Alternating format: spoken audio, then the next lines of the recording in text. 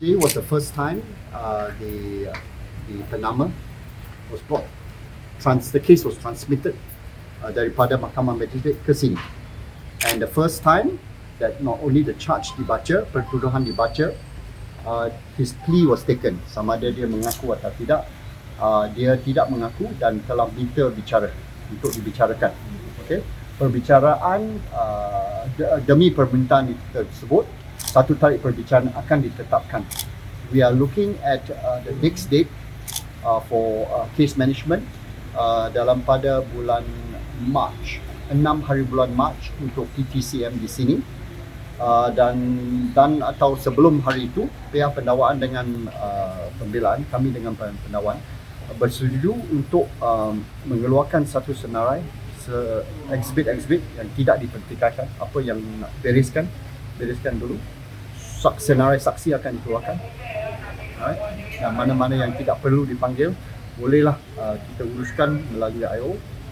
Yang ketiganya adalah bahawa satu kes yang melibatkan penama yang bawah umur memerlukan hanya orang-orang yang perlu berada dalam mahkamah, dibenarkan dalam mahkamah.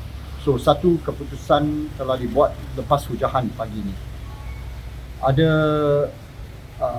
sesetengah parti dibenarkan masuk dan berada semasa berbicara. Majlis Peguam Malaysia, kerana mereka adalah bukan saja wakil peguam, tapi juga ada komiti yang mewakili isu-isu kanak-kanak. Satu. So, Peguam Datuk Yasmin akan hadir bagi pihak Majlis Peguam pada perbicaraan. Yang kedua adalah seorang wakil peguam pemerhati untuk Suhakam, kerana mereka akan dapat menolong pihak mahkamah dan kami dalam isu-isu berkenaan dengan Akta Kanak-kanak 2001. Okay, yang kedua. Tapi malangnya mahkamah tidak membenarkan kehadiran peguam pemerhati bagi pihak keluarga mangsa, kerana ada kemungkinan besar bahawa ahli keluarga mangsa akan menjadi saksi dalam kes tersebut, right? Dan of course sebagai saksi you cannot be having a lawyer inside, right? So tapi pihak mahkamah telah mengarahkan supaya pihak pendakwaan memberikan status terkini, status update terkini setiap hari selepas setiap hari perbicaraan kepada keluarga mangsa yang mempunyai hak, of course, untuk mengetahui apakah perkembangan terkini dalam kes itu.